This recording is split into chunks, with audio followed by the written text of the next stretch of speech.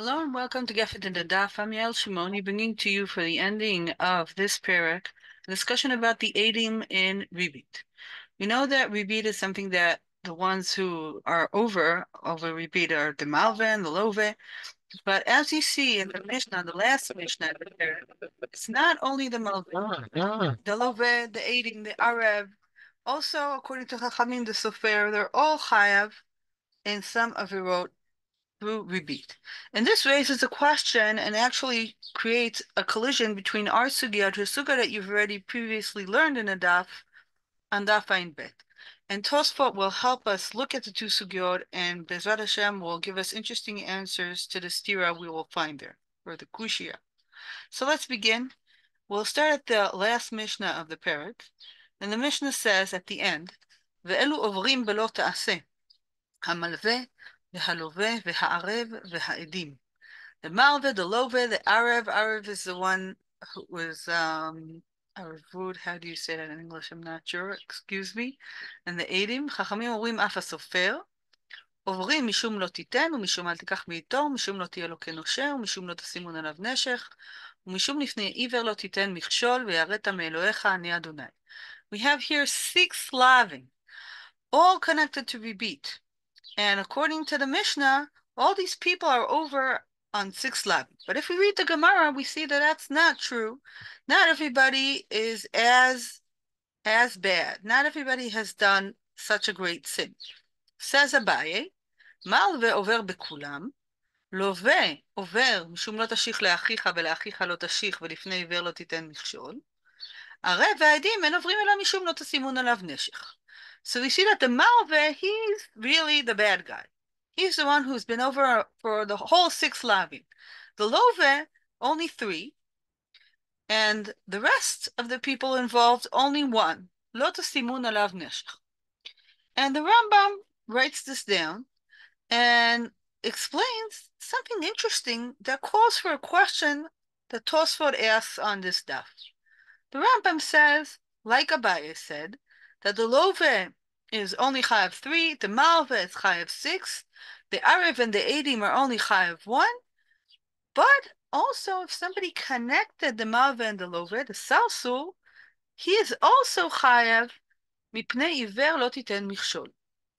And a big question arises from here, a question that Tosafot asks, why are they edim only chayav 1? Why aren't they also chayav in lifnei iver lo titen michshol?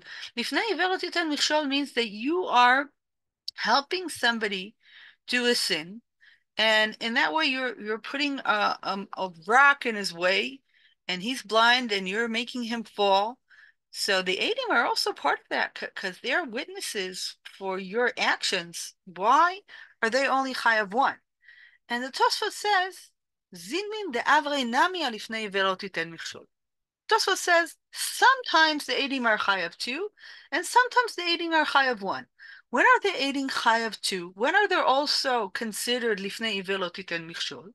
Explains the Tosafot a basic idea in lifnei iver lo titen michshol. Bezrat Hashem will learn it in Masechet Avodah Zarah, that you're only chayav in lifnei iver lo titen michshol if you caused the avera. But if the avera would have been taking place even without you, then you're not chayav in lifnei iver lo titen michshol. And says the Tosafot, sometimes people will lend money even without aiding. And it's true that if they're aiding present, it's a stronger loan. And you can also write a note down. But it doesn't mean that the loan itself is based on the presence of the aiding. So if that's the case, the aiding are not chayav in lifnei iver lo titen michshol. But if you have somebody who will not give his money if there are no aiding there because he wants to write a note down, then the aiding are chayav in lifnei iver lo titen michshol.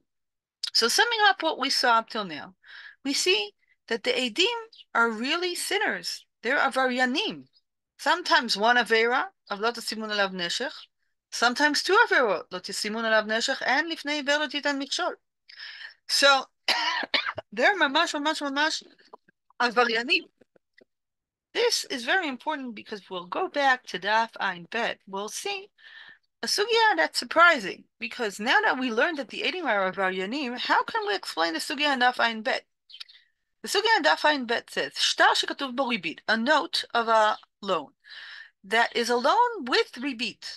You see written down inside a note that it's a note with ribit. And then you have two edim signed on that note. There's a machloket between Rabbi Meir and Chachamim. Rabbi Meir says, "Konsim oto ve'no gove et hakeren ve'lo et haribit." Rabbi Meir says this note, it's as if there's no note. You can't do anything with this note because it's a note and ribit. Why is that? Because it's a knas. Chachamim omrim gove et hakeren ve'no gove et haribit. Chachamim say, no, this shtar is good for the keren. You can still, if the loan was for 100 shekels or 1,000 shekels or 1,000,000 shekels, and then the rebate was, let's say, 2, 3, 5%, you can always get back the 1,000,000 shekels you gave, but you won't be able to take the 5 extra percent that you wanted to receive. And you can use this note for the basic loan as if it was a kosher loan. That's what Chachamim say. Ask the Gemara, b'mai kamipalge. Rabbi Meir savar kantina netera mishum isura. Rabbanan savre lo kantina netera mishum isura.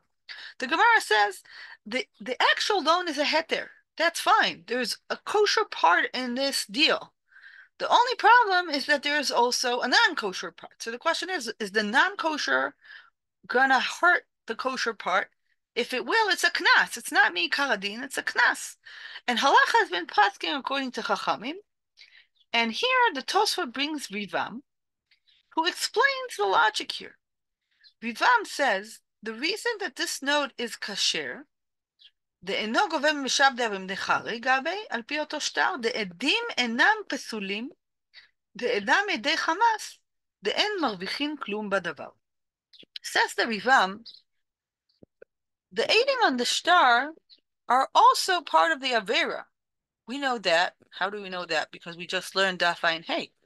Says Rivam, even though they're part of the avera, they're not avaryanim that are pasul le'edut. Why? Because they're not eidei chamas. What's eid chamas? Eid chamas means that you have an aid that also is problematic with money. He steals, he takes money from other people. If these eidim were loaners themselves, then they could not be eidim on the shtar. But since they're not problematic with money, they're not dealing with money here. They're just bystanders. They're not getting anything. They're not gaining anything from this transaction. Therefore, they're not edei chamas. They're not stealing. So they're kosher. That's what Rivam said. The Tosafot asks a big question on Rivam. And if you'll go back, you'll see it's a very, very long Tosafot, and I'm picking out main parts because we have only 20 minutes and we can't deal with all the Tosafot, but we can get a good picture of many of the things that he says. Tosafot asks, the tema, how could that be? The emayana edim psulim. How can Rivam say that these edim are not pasulim? How could the Gemara say that the edim are not pasulim? They're ovrim alot tesimun alav neshech. We're gonna learn now in daf in hey that they're doing an avera deraita. And if you did an avera deraita, in Sanhedrin Sama Edaf Chafzayin Amud Aleph, we learned that if you did any avera deraita, that you're passing over a lav of deraita, you're pasul. That's what Tosafot says. יש להם לפסול מידי דהווה עבריין אוכל נבלות להכעיס דקיים עלן כאביי דפסול. Tosafot is quoting here a famous sugya, a sugya in Sanhedrin, the Chafzayin, that we will learn B'ezrat Hashem together. And there we have a big machloket between Rava and Abai. The machloket goes as follows: Muma ochen nevelot leteavon divrei hakol pasul. Lehachis Abai amar pasul, Rava amar kasher. If you have somebody who eats kosher meat because he likes it, and if he would have kosher meat that would be as tasty or not as expensive, he would eat kosher. The reason that he's eating non-kosher, it's because he's hungry for it. It's something that he wants.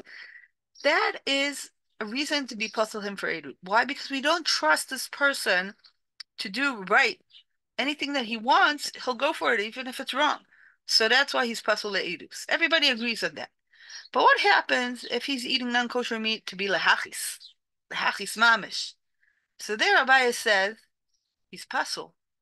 Still, even though he's ideologically doing a sin, it's not because he's weak-hearted. Actually, he's strong-hearted. He has ideology. He's a strong person. He's still pasul, says Abai. Rava says he's kasher. What's the machloket?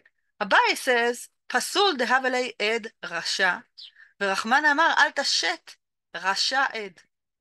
Abai says there's a gzeira tekasu. God said your adim cannot be rashayim. And Rasha means also Rasha towards God. Gzerat katuv al tashet rasha ed. Rava says kasher. Rasha de Hamas ba'inan. When God says al tashet rasha ed, he meant a specific kind of Rasha. Only Rasha de Hamas. This is a famous machloket, and halakha is passing according to Abai that there are two kinds of pasulim. One is if we can't trust you with money, that's a psul that everybody agrees on. But there's another psul that in order to be an aid, you have to be an aid kasher. You have to be a religious, good religious person. How do you know if you're a good religious person? If you're not doing averot of lav deraisa. If you reach the level of lav deraisa, then you're a rasha. And even if you're trustworthy, you cannot be an aid. So now we'll go back to the question with Tosafot. Tosafot says, okay, Rivam said that these Eidim are not gaining anything, they're not Rasha de Hamas. That's true, but there's another psul. There's a psul of Rasha. And there are chayav in that psul because we know that there are chayav at least one, always, because they're always going over lo tesimun alav neshech, and sometimes they're only also chayav for two, as we learned with Tosafot and Daf Hey. Sometimes they're also chayav lifnei violate and neshech. So, how come here the note is kasher to be gove? The Karen. A big question that the Tosafot asks. Tosafot offers two answers that he thinks are not good, and then he moves to two answers that he thinks are good. So, with your permission, I'll put aside the two answers that Tosafot say are not right. I'll just read them quickly. Why aren't they not right? Because we're not working without a sugya. In order to understand this, we would have to have another half an hour. So let's just skim through this. Tosafot says, don't tell me that this note is not written specifically that it's repeat. Maybe you can think that if it's not written specifically, the Eidim are kasha because they didn't know that this star is problematic. This is not a good teirutz. And also another teirutz is that maybe dafka because it's written clearly. Maybe the Eidim saying, I'm signing this, but I know this won't work in Din. So I'm kasha because I never thought that this would actually take the ribit. That's also not a good answer. What are the two good answers that Tosafos go by? He has two answers for big nafkamina between them. A nafkamina, a practical nafkamina, and another a thoughtful nafkamina. Okay. V'yesh lomar, says the Tosafot. The arei hacha beribis דרבנן, דלא נפסלו באיסור דרבנן, כיוון שאין מרוויחים כלום, אף על פי שבעבירה דאורייתא היו נפסלים. Tosafot's first answer is to say, you see, there's a stira here between Daf Ayin Hey and Daf Ayin Bes. And Daf Ayin Hey, you say that they're over doing an avera of lav deraisa. But here in Daf Ayin Beit, the note is kasher. How could that be? We have to do an okimta. We have to say that in Daf Ayin Bet, we're talking about a specific kind of note. It's a note that's dealing with ribit derabanan. And therefore, the Eidim are doing an avera, but it's only an avera derabanan. Why is that a solution? How does that solve the problem? Because if you're doing an avera derabanan, you're not considered rasha according to Abai. When Abai said there's a gzerat katuv al tashet rasha ed, he meant rasha according to the Torah. According to the Torah, to be a rasha, you have to be over on mitzvah deraisa. And here you're only over on mitzvah derabanan. So you're not a rasha according to Abai. And as Rivam said, you're also not rasha de Hamas because you're not gaining anything from this. So that's why, if we're talking only about ribit derabanan, then we can understand that this star is okay. But according to the Tosafot, if we'll find a note that what's written there is ribit deraita, it will be pasul, and the whole sugya and Daf Ayin Bet is not relevant towards that. So that's a problem with this teirutz because it doesn't sound in the Gemara that they're talking only about this, only about ribit derabanan. It sounds as if they're talking about all the ribiyot in the world, including the Raisa. So therefore, the Tosafot moves and offers another teirutz. Inami, says the Tosafot, אפילו בריביס דאורייסה, יש להכשיר. דשמא לא תסימון לאינשי במלווה משמע להו, ולא בעדים, ולכך כשרים. כדאמרינן נמי לאל, לא תחמוד לאינשי ולא דמי משמע להו. Tosafot says, I think that the reason, even if it's ribit d'oraita, the adim are kasher, it's because the adim didn't learn well daf ein hey. The adim are usually inche, regular people, and people think that only the malve and the love are chayav and ribi. Actually, people think only the malve is chayav and ribi.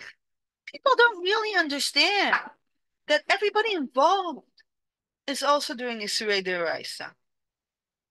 How does he say that? He says, לא תסימון לאינצ'ה במלווה משמע להו, במלווה משמע להו, ולא בעיד. The people, the simple people, the inche, most of the people think that לא תסימון alav neshech only talks about the one who's giving the loan. So therefore, you have here people that are doing alav, but they're not aware of that. Why is that a reason to say that these people are not Rishayim? So Tosafot doesn't really explains this. He understands, he doesn't explain this, but he's quoting a gemara in Daf Hey that we learned a while ago. The gemara in Daf Hey is also talking about Psulei Yadut, and Rav Achad Midifti asked Ravina, how come he's saying that if somebody took a cow and then paid for it, he's still kasher le'ezus? He is actually being over on lo tachmod. According to the Torah, lo tachmod is not only when you take something and not pay, that's a gazlan. Even if you do pay for that, you're chayav for lo tachmod. Says Ravina, but the reason you're kasher le'edut is because most people don't know that law. Most people think that if they take something and pay for it, they're not gazlanim and they're not chayav in anything. So Tosafot is based on that sugya, and the sugya and Tosafot both say that in order to be pasul le'edut, it's not enough to be over avera zeraisa. You have to be aware that you're a rasha. Why is that? So let's try to explain this.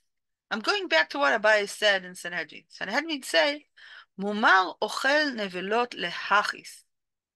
If you want to do something lehachis, if you want to anger God, you have to be aware that you're doing an avera. If you are doing an avera d'oraisa because you're not aware of it, and that is definitely something that can happen. Not knowing the law doesn't mean that you're not chayav. Even if you don't know that if you're an aid for a rebate, that you're being over on lo tesimun alav neshech, you're still over. But it is not lehachis. In order to do something against God, to anger God, you have to be aware that what you're doing here is an avera. And since you're not aware, you're still an aid kashir. So Tosafot gave here two different answers. The first answer was, no kinta, it's only talking about ribit derabanan. And the second answer says, no, it's also talking about ribit d'oraita, because in order to be pasul le'edut, you have to be aware that you are going against the will of God. If you're going for money, that's your awareness. You want the money. But if we're going according to Abaya's pasul le'edut, that it's pasul le'hachis, you have to be aware. And that's the chidush of the Tosafot here, based on the gemara in Daf Hey in Bava Metzia. And the big nafkamina here is whether or not we're talking about all shtarot, or are we talking only about shtarot d'Rabbanan, which star is kasher le'edut? And another nafkamina is that when you are doing something wrong, not knowing it, you are not as bad as somebody who's doing it knowingly. But still, you're over midoraita. And even if you're not aware of it, you're still doing something very problematic, but that will not make you a pasul le'edut. And that's a very interesting and delicate point that the Tosafot is making here. Which answer is the right answer? How is the right way to read the sugya? So the Rosh quotes the Tosafot, and he says, I can prove to you that the Gaonim agreed with the second teretz of Tosafot, that even if you're an aid on a star d'oraita, you're still not an aid pasul. How does he prove that? He says that the Gaonim have a list of all the psulei edut, and when the Gaonim list the psulei edut, they only list the malve and the love, and they don't list the Eidim and the Arab. So that's another reason to go according to the second Teirutz of Tosafot and not the first. So let's sum up what we did today. We saw there's a clashing between two different sugyot. The sugya in Daf Ayin Hey says that there are a lot of people involved here. Anybody who's involved in ribit is chayav. Chayav not tesimun of neshech, chayav maybe lifnei violate and we saw that the eidim are chayav always not tesimun of neshech, and sometimes also with lifnei violate and mikshol. The malva is chayav for 6 laving, and the love is chayav for 3 laving. So after we saw that, there's a clash with the sugya and Daf Ayin Bet, because the sugya and Daf Ayin Bet says that if you have a note, a star, that 2 eidim are chatum on it, the star is still kasher to get the original loan, not the or that's for ribit, not the extra, but the loan itself. And Tosafot asks, how could that be? Ribam explains it's because the eidim are not actually gaining anything from signing on this loan. But Tosafot asks, how can Ribam explain this? We are asking according to Abaye that if you're going over any law, any lav of the Torah, you're Rasha, and Rasha is also pasul leidus, even if he's not at Hamas, even if he's not gaining anything from the Severa. So how come the notes are kosher? How could that be? Explains the Tosafot and gives 2 different answers. One is that we're only talking about ribit Rabbanan, and therefore it's not high enough to become a Rasha because it's only Isur Rabbanan, it's not Isur Raisa. But the second answer says that even if it's Isur Raisa, since you are not aware that you're going over an Isur, then you're not lehachis. And this is how we learn that this last Mishnah of the perek is very important for us to learn. Because maybe people are telling themselves that they're okay, but in truth, they're not. And the Eidim are also over on tesimun of neshech. Because when you're part of something, even if it's not lifnei violate mikshol, if it comes to ribit, you're also chayav. Even if you're not aware, and even if you don't understand, you're chayav. And this might also be true to other situations in our lives. And we have to realize that even if we're not aware of things, it is true that we're not as bad as we would have been if we would be aware and still be over. But we should learn and know when we are accomplishing a sin. So I hope you enjoyed the Tosafot today. I think he made a very interesting point, seeing the connection between these 2 sugyot, and it's a nice piece of Tosafot to learn at the end of the perek. And Yishar Koach to all of you who finished this heavy, interesting perek, and for learning Bava Metzia, and B'ezrat Hashem, we will meet again next week to learn some more together. Take care and Besorot Tovot.